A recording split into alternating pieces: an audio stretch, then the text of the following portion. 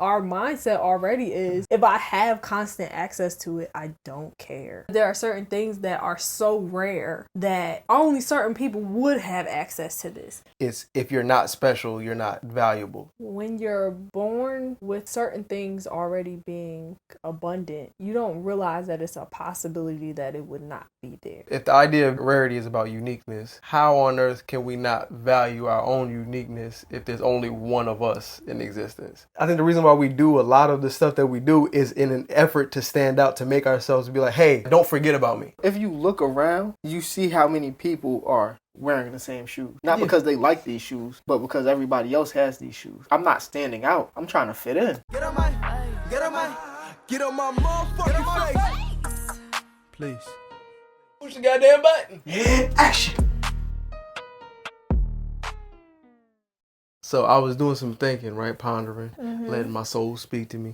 And one of the things that I've discovered, or I feel, is that one of the biggest lies they've convinced us is that everything that's scarce has more value.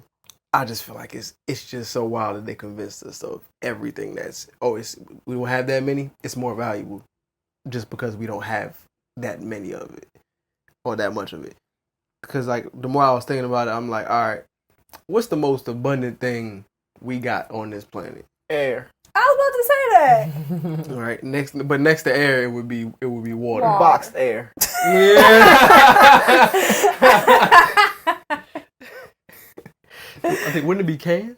They box air. I don't think they box air. It would be canned. Right? I don't know. Canned. I think it would be canned. It was a joke. We was just supposed to Don't mind me. I was just, but yeah. So all of those things, like air and water, are not more valuable. Like they're some of the most abundant things we have, and they end up also being some of the most valuable things we have. Oh, so you're saying they're not more valuable because there's a scarcity of it? It's just valuable because they are valuable. Yeah. But they made it so. They made it a thing of, I have better air than you, or I have better water than you. So that's why it's all these different water companies. It's all water. All water isn't made the same. Nah. All water is not created equal. If it come in a bottle, it's not created equal. But if it come in some paper, never mind. Still not created equal. But it's a thing of, I want to be the best. So even though this thing is abundant, one, I'm gonna make sure that only certain people can have it, or you have to have it's. I'm gonna add tax. It's free. But we gotta add tax because you didn't walk over here to this spring and get this water. This spring is only in Fiji. You live in America. In order to get Fiji quality water, you gotta pay me. So it's a paywall behind everything that every resource that's abundant, they make sure that everybody doesn't have access to it, and everything that they can't. Everything else that's abundant that they can't put a paywall on, like love and stuff like that, they put it.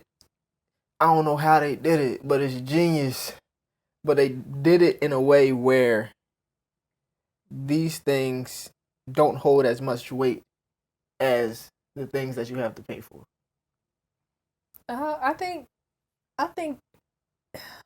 that comes down to certain things we deem as more valuable, but just because somebody said it was more valuable.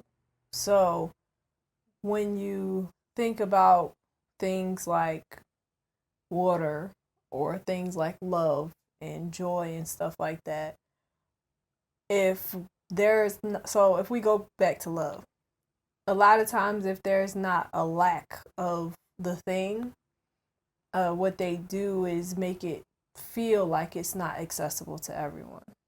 So there's an abundance of love. You can feel love at any moment. There's self-love, there's, love between friends, there's love between families, a partner, whatever. But when you feel like you're unlovable, then you feel like things get more expensive, I guess, if that makes sense. Or you feel like there's something there's somebody out there for everybody but me, or and I think it's just like a mentality thing. I think a lot of things are collective thought, and a lot of things go back to how we set up our society and our value system and even our financial systems. So in order for this money to have value, it has to equate to this amount of dollars has to, I guess, so like the economy can run, or so that there is an economy. Like, the money doesn't mean anything unless we say it means something, right? That's why the value of the dollar fluctuates on a daily basis, because it doesn't really mean anything unless we say it means anything. In the past, the means of attaining new things was by trading. So there was a barter system. So you might trade an orange for some apples. Well, now people don't really barter. People are like, we're trading $3 for some apples. The dollar, it fluctuates because it's not backed by anything. So you can print as much money as you want, but at first we was on a gold standard. Then they changed it to, I guess, the fiat currency. But you can't make more gold. So you make it more dollars without making more gold. So the amount of dollars that you have, it doesn't actually equate to the amount of gold, which is funny because I was gonna bring up gold. That was one of the things that I was thinking about. I was like, all right, so there's a finite amount of gold that's here, right? Let's use a different metal. Maybe it was copper. If copper is everywhere, you would think that it would be, oh, that's valuable because there's so much of it. But it's like, nah, we treat it like it's not worth as much because you can go out, you can go find some copper anywhere. We don't care about pennies, and it's like, it's just so backwards to me because and maybe it's just because in America we put so much emphasis on being special and things being special because somebody else can't get it or you can't experience it anywhere else. And so the only reason it's better is because you can't experience this everywhere. If you can experience it everywhere, then it's like air. We don't care about people don't be caring about air until you can't breathe. You can't breathe, and you're like, oh, this is actually the most important thing that I need right now. It's exclusivity. I want to feel like I'm better because I'm able to experience this thing or I have access to this thing. So I have to be better than the person who doesn't have access to this thing. I just feel like it's a thing of human nature. I'm not even going to say human nature. It's a thing of competition. I want to be the best. I have to be the best. In order for me to feel good or in order for me to validate how I feel about myself, I have to know that I have something that you can't have. I don't know if it's always that. I think sometimes it's that, but going back to the gold situation, I mean, technically it would be more valuable because it is rare. Yeah, I agree with that. I think a lot of times it's not just a competition thing. There are a lot of things that it is just a competition thing. But some of the stuff is just like, no, this is actually a rare thing. So if you are going to attain it, you might need to have access to a certain level of resources to get it. Like, even if, let's say, it was a rare coin that was hidden away in some deep dark tunnel that somebody blah blah blah. 9 times out of 10, the average person cannot get to it, not just because of the competition, but simply because they don't have the resources to even get to the location, to get to the tunnel, or to have access to the information to know that it's even located there. So I think that some of it, yes, a lot of things in the economy here in this country, in the United States, is based off of competition or a mindset of, I don't want to say lack, but a lot of times we wind up playing off the mindset of people feeling that they're in lack of the things, which goes back to when I was talking about love. Like, if I can make you feel like you don't have it, then I can make you feel like you need to attain it in some way or something like that. But when it comes to like gold and different things like that, there are some things that I don't think that it's a scarcity thing. I don't think that's the mindset to approach it. But there are certain things that are so rare that only certain people would have access to this, even if they just have access to the information. And that might even be not even that they're rich, but it might be that they thought to look for it. I agree with parts of that, but I think it 100. So what we end up saying, I think subtly, is that scarcity equals more valuable, which to me is dumb because, right? If something isn't more valuable to me, like you're not more valuable of a person if you're the only woman in this room. You're not more valuable of a person because you're the only woman. You get what I'm saying? Right? Or even if it's not even this woman, let's say if you're the only Jamaican in this room, you're not more valuable because you're the only Jamaican. You're just a different experience. And once the novelty of it, once it's not new anymore, runs away, now it's not as valuable anymore. But I think that's why it matters how you're looking at it, because I think scarcity has everything to do with mindset versus it being always a thing of resources. I think that there are certain resources. Some things are scarce, but that's because we've used it up. When it was abundant, we didn't value it. Right. Which is rhinos. Yeah. Yup. You know, What he said. I was gonna say, it probably comes down to the difference between scarcity and rarity. So gold is rare. Well, I mean, it might be scarce too, but I feel like it is more valuable because it's rare, not because it's a lack of. Like, people don't look at gold as a lack of something. It's just hard to come by. Yeah. Good. But I don't know the differences between the actual definitions, but in my mind, I feel like if it's rare, the rarity of it makes it more valuable, but the scarcity of it doesn't. I don't know. So, what was you about to say? And I was going to say, I think all of that is just about you just not being able to experience it often. But that doesn't mean that something is more valuable because I'm not able to experience it often, if that makes sense. It's cherished more. Yeah, but again, it's cherished because you just don't experience it every day. Like, if you see your cousin every day, you may not cherish them as much as if you see them once every 3 years. But that doesn't mean that they're any less or more valuable because you don't see them every. You know, that's the point I'm more so. They're still valuable regardless of how much access you have to them.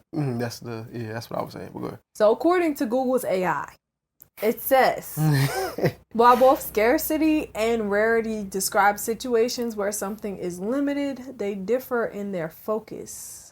Scarcity refers to the limited availability of resources relative to demand, implying a need for choices due to insufficient supply to meet desires.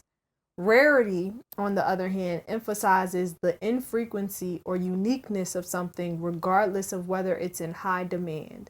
So if we're still using gold as, and they have more stuff listed here, but if we're still using gold as like our example, gold was valuable before it became a rarity. Like, people always valued gold. They had whole gold mines and stuff like that to find those resources. But now it is more rare to see it. Like you were saying, the dollar is not backed by anything, so it doesn't even equate to any gold that we would find. But the one thing that has remained true the entire time throughout the history of my existence is that gold has been valuable. Yeah. And I mean, they say gold is like one of the most, I'm trying to choose my words wisely, but they say it's one of the most valuable elements like in the universe. It's not even just on the planet. It's like it's hard to find gold everywhere. It's like vibranium. Yeah. Is vibranium real? No. Okay. It's not, no. It could be. We don't Wakanda know. forever. Oh, that's the one from Wakanda. Yeah. Okay. So my question is, what actually determines the value of something? People. The people. Yeah, I mean, I guess that would, because if there was no people here, there would be nobody to determine The value. because I mean, we're the ones setting the value, so it would have to be people. Okay. So, like I said in the beginning, things feel scarce or are scarce or are more valuable or not because we deem it as such. Yeah. So even if we said that $1 equated to the amount of 5 pieces of gold, then it would be more valuable. It's not. So it's not. So the more we talk about this, the more I'm thinking, I think in the universe,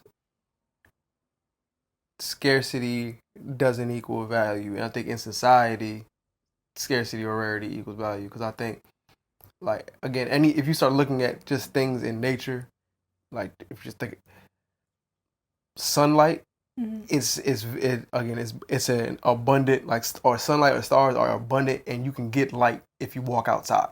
It's not less valuable, like, because you can get it for 12 hours a day.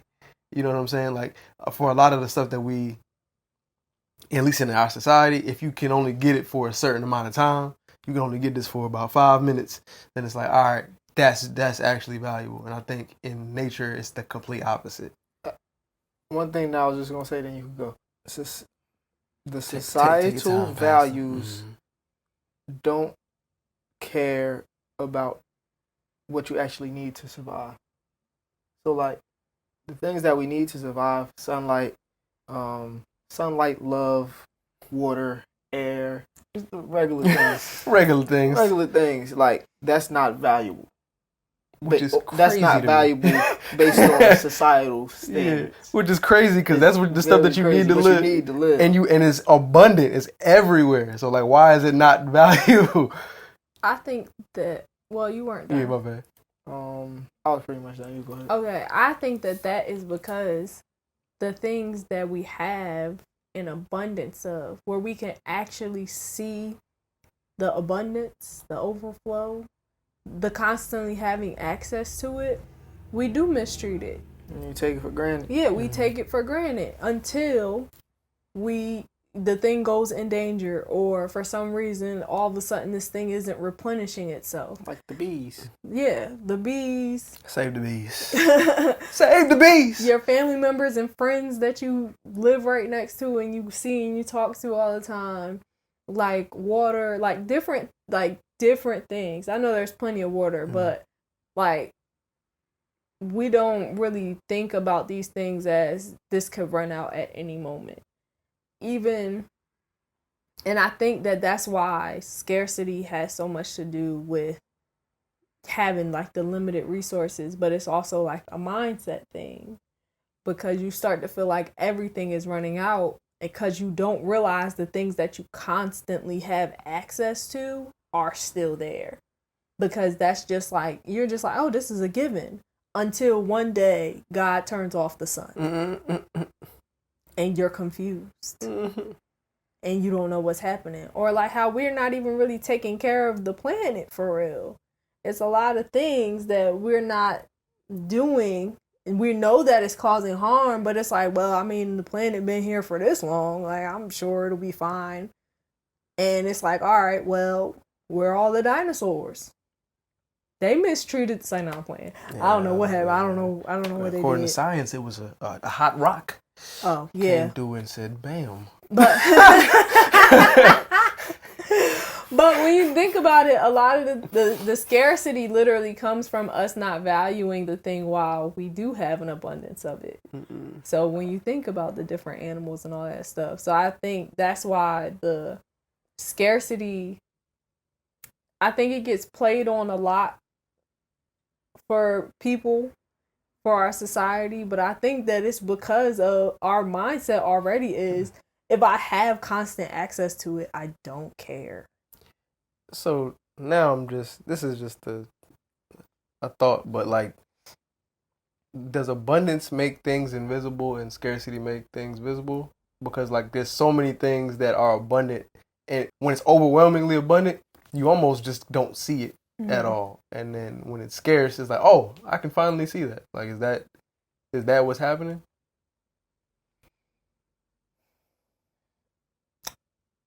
I would say yes and no. I think it's like when you're born with certain things already being abundant, you don't realize that it's a possibility that it would not be there. Like, because it's always been here. So why would I think that this would ever go away? Because this has been here since my lifetime, not realizing that this wasn't here 3 generations ago, or that this could possibly be gone 3 generations from now. Because my thought process is, the one thing that I know that's not never about to change is the fact that the sun comes out. Yeah, unless you live in that part of Alaska where it's like 30 days, 30 nights. But yeah. But then that's more apparent for them. So like you said, I think it has a way of making things be invisible, but I think that's dependent on your mindset.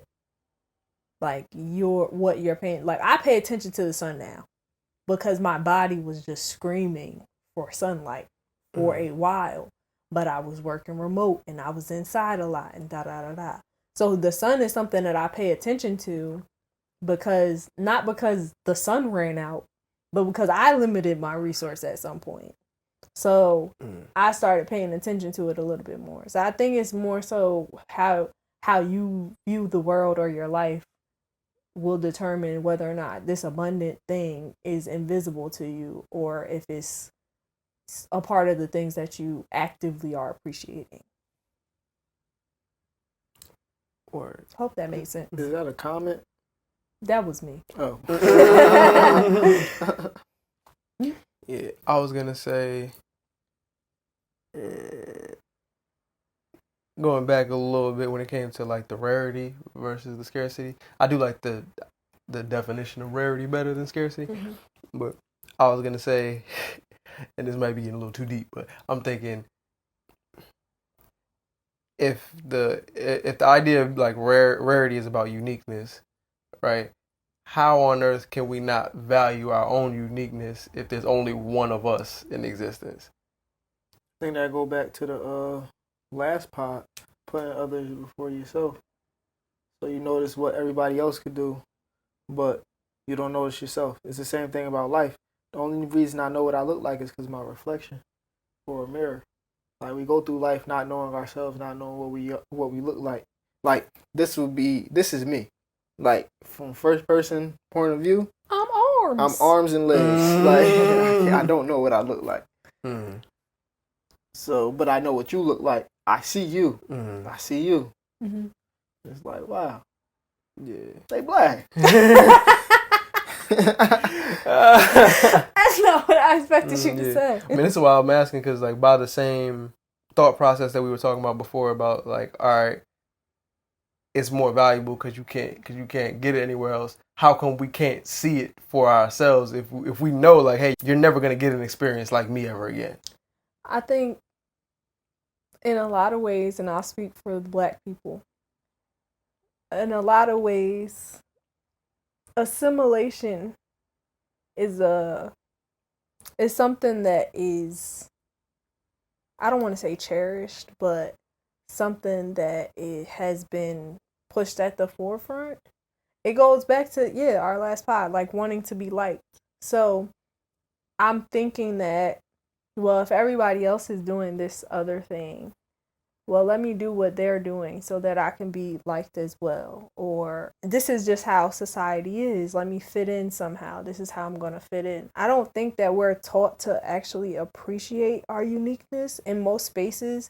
Even if our parents did tell us that, when we go out into the world, we see people that are dressing in the same way. We see different like influencers and different commercials and things that are saying this is what you need to look like this, or this is what you should be doing, or this is how blah blah blah.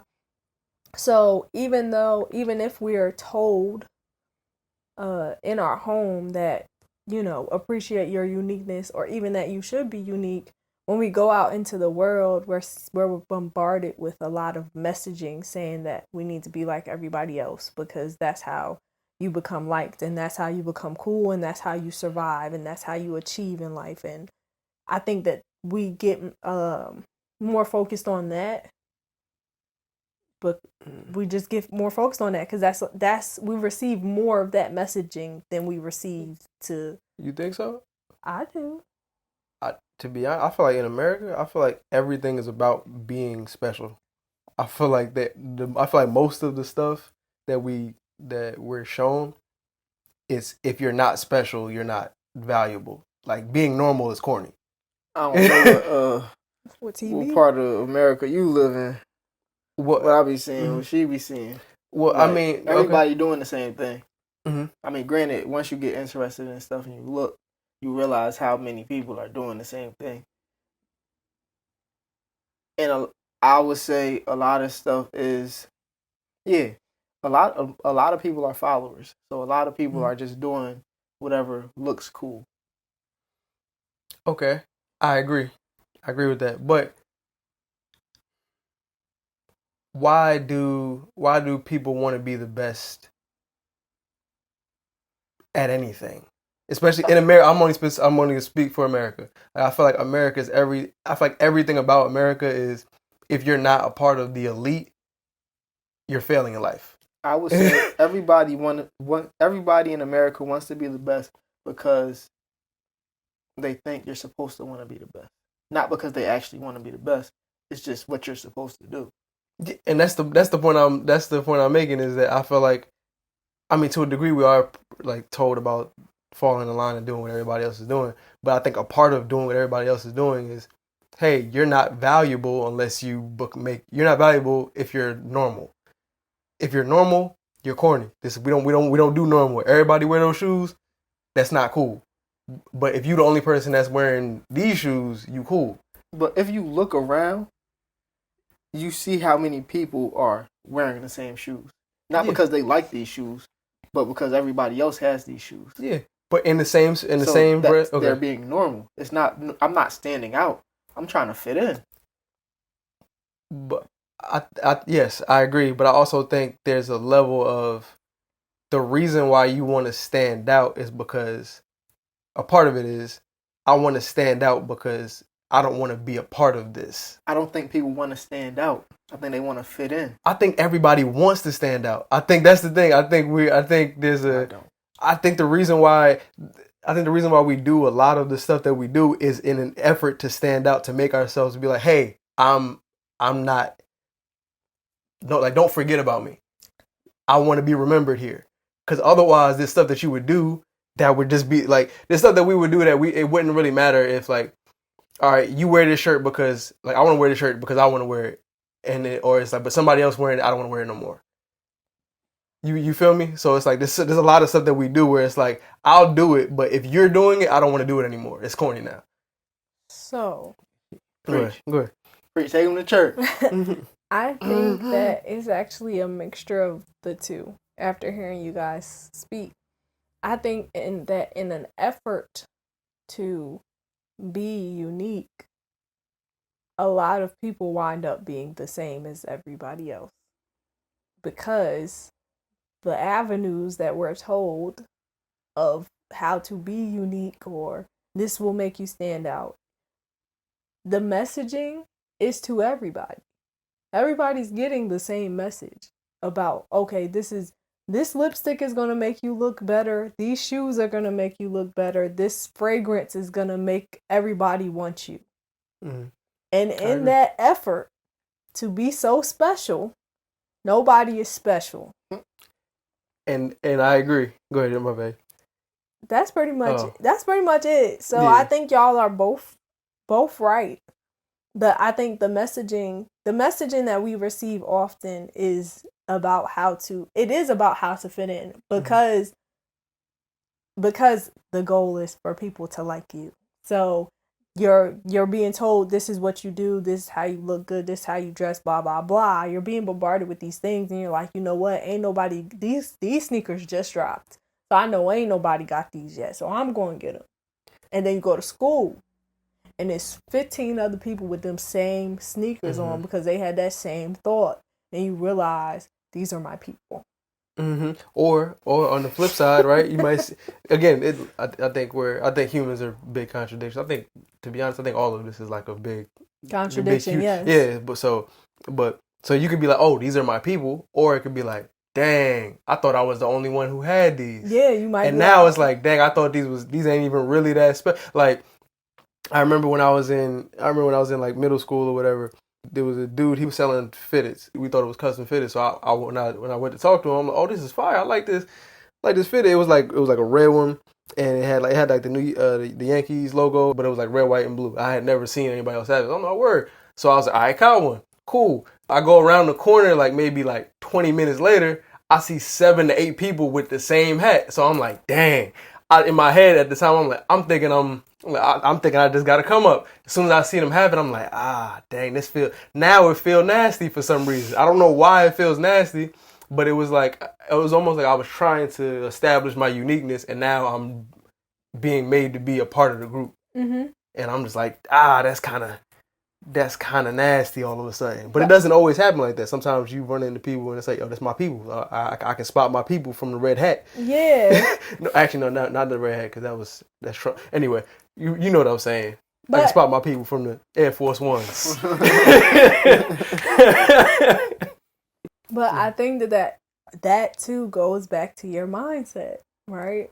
So if you're looking at it like, dang, I thought I was cool, I thought I was the only one, then now you're pissed. But if you're like, well, all right, I guess those my people then, because we have the same taste, then you're looking at it different. So that's the scarcity versus rarity concept right there. I would say it's your reasoning for like buying the hat.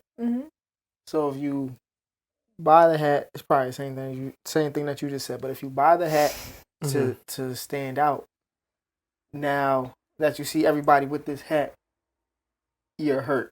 Like your feelings is hurt. You expected to be the only person with this hat, and now it's like, dang, everybody got this hat. But if you get the hat because, oh, this hat fire, I like this hat, and then you see somebody with the hat, oh, I got that same hat, that hat fire, ain't about. Now it's like, yeah, I found my people. What you said? Yeah. Yeah. So go ahead. I was just gonna say, like, so going back to the scarcity and the rarity, if you're buying it thinking that I'm going to be able to show off my uniqueness and that I'm a rarity, like I'm a one of one, just like my hat is a one of one. Like that's a different mentality of being like, I've never seen this anywhere. It has to be a limited supply of this. Let me go ahead and get this now. And you walk through even just the purchase in a different perspective. So then you walk out into society with a different perspective. So I think that a lot of this really just comes down to the mindset. I agree. I definitely agree. And I think, this is what I was saying, I think it's not even just, and maybe it's not contradictions, but maybe it's just paradox. I think there's a difference, but I can't remember what the difference. But like, I think in everything that's abundant, there ends up being some level of rarity. Like if you think about people, there's 7 billion human beings plus. That's abundance. Like that's a lot of people. But there's only one you. So like that's rarity. And it's like it exists within the context of the abundance, but it doesn't always feel like that. And in the same way, like I think in America, everything is like we're all being told the exact same thing. Go out, be special, make a difference, be somebody who matters in the world. We're all being told the same thing, and everything we're doing, at least from what it looks like, is in an effort to like we want to be accepted by people, but we want to be a part of the group, but we also want to be separate from the group. Because otherwise, how are you standing at least how it seems to me? Like, how are you standing out if you're a part of the group? But I think that goes back to determining your value. like we said, the value of this thing is not determined by if there's an abundance of it or not. So if I am me in the sea of 7 billion people, I'm still me. I think that's the messaging that we don't get. You're special just because you're you. Not because you have, well, sometimes because you have gifts, but like a lot of people have gifts. A lot of people got the same hat. A lot of people have the same hat. And that hat might be your ability to speak, your ability to sell things, your ability to do music or art. It might be your ability to just be a great mother or father, whatever it is. There's a lot of people that also are those things, but what makes them stand out, what makes them valuable is that they understand that their value or the way that they do their thing is uniquely them. You're not going to get the same. We literally have been on the same song. It sound like if you chop the song up, everybody's verse on Get Out My Face, they would sound like 3 completely different songs. You would never guess that this song went together. But it does, because we are all uniquely ourselves. And I think that's the messaging that we don't get. Yeah, I agree. And I think that's why when I was saying that a lot of the scarcity stuff, or them tricking us into believing that if it's not a lot of it, it's not, or if it's worth more, and if it's a lot of it, it's not worth anything. Like, because there are a lot of people that live a regular life. We don't look at regular life as valuable, right? Which is crazy, right? I do. But people, as an adult, yeah, I'm like, my goodness, if I could be regular. But I'll be bored with like the regular doing the same thing, or well, actually, I think my goal is a pretty regular life, but the way that I'm going about it, it's not regular. I think, well, it's regular for me, but it's not societal regular. I was gonna say that I think the issue with how we look at like regular life or whatever is considered mundane is like, that's when people are all trying to do the exact same thing. But everybody's life is going to be uniquely their own life. So what's regular for me is not going to be regular for you. It's not going to be regular for you. Like, it's not going to be regular for any of y'all. For me, this is a regular day. A regular day is me waking up and being able to work on my music. A regular day for you might be you waking up and going to work, or going to walk your dog, or like, meditating. A regular day is not always going to look the same. And I think where we mess up and where we feel like these things aren't valuable is because we're not valuing the uniqueness of our regular, like our everyday thing. That's what makes us special. And I'm talking to myself too, because I ain't get this messaging either. But I think that's really what it is. So it's not even a means of putting this way of life down or this thing down. It's just like, that's just not for me. Like, that's not my flavor. That's not what I want to do. But that doesn't mean that because I feel like doing a million things, that you doing one thing is less valuable. It's just not mine. It's not for me. Yeah. And that's okay. So I think that is, when it comes to whether it be scarcity, whether it comes to like us as human beings, we gotta value the things that we have, but we have to be able to honestly look at what's in front of us, whether it be in abundance, whether it be a little bit of it, like just valuing it while we have it. Yeah, I also want to say, I think it's normal to want to. Like, I think it's normal to want to stand out, but also want to be a part of it. I think that's a normal thing. I think that's how it's supposed to be. Because everybody plays a part of the bigger picture. Yeah, I agree. I think it's a natural thing for us to have that experience, because it's, and we talked about it before, or at least we talked about it before.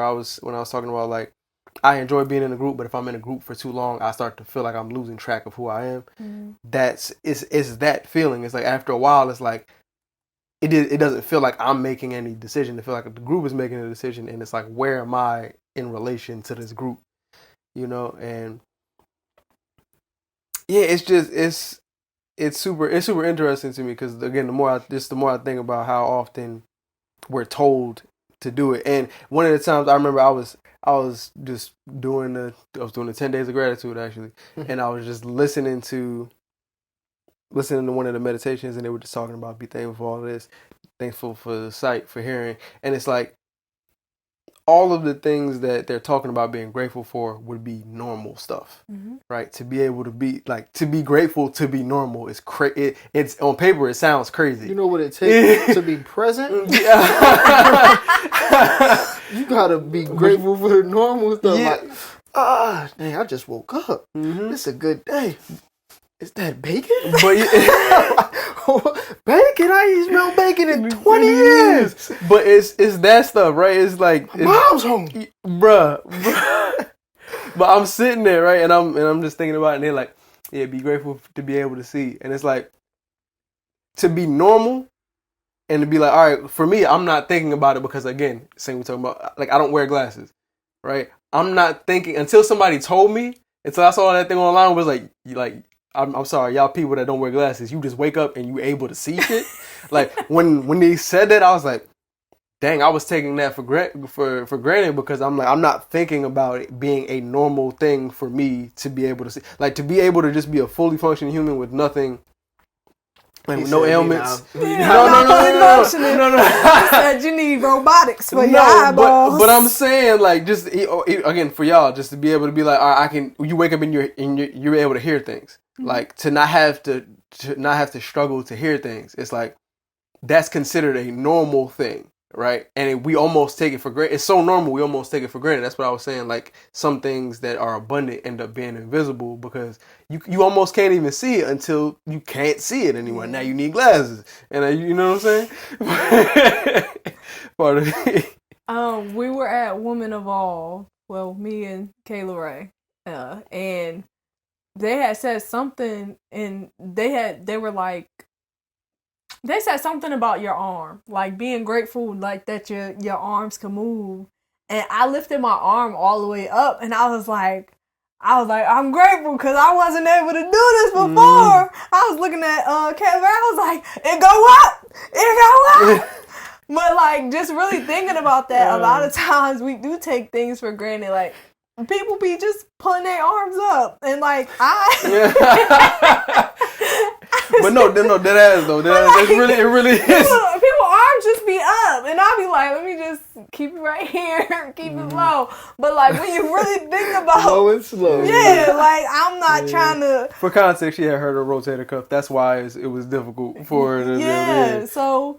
And people still be like, oh, just get the surgery. Don't speak that over my life because I'm not. My body can heal itself. I eat my fruits and berries. I need to make the decision to follow through. But just thinking about those things, like that's a regular thing for most people, like to have full function of their limbs. So now, like when I drive to work, I'm blessing things. I'm thanking God for things, for regular things. I bless my car. I bless the drive. We are in Atlanta. There's so many accidents. So like, it's something that it can be invisible. So I think you have to make the conscious decision to be present. And then you start seeing like, oh snap, like we got lights. Like, oh, it's lights outside and inside. That's different. Did y'all know that? Like, it's gonna look crazy to other people, but it's different. It's very different. But like me literally being able to raise my arm up I'm grateful because there was a while, and I'm talking years, where I couldn't lift my arm without pain. So just being grateful for the things, and then you'll take better care of yourself and the people around you, and I don't know, you get more comfortable with what your regular looks like. Well, what are you guys' final thoughts on scarcity versus rarity? I like rarity better than scarcity. That's just me. I think we all should learn to appreciate our rarity, and yeah, I think we all should learn to appreciate our rarity more in life, because like we're just as rare. We are rare because there's only one of us. Mm-hmm. We're not scarce because there's 7 billion of people. us. Yeah, and listen, you might be a twin, but you're still rare because you're the only one of you. Yeah. So yeah. What about you? The difference between scarcity and rarity is perspective. Value yourself.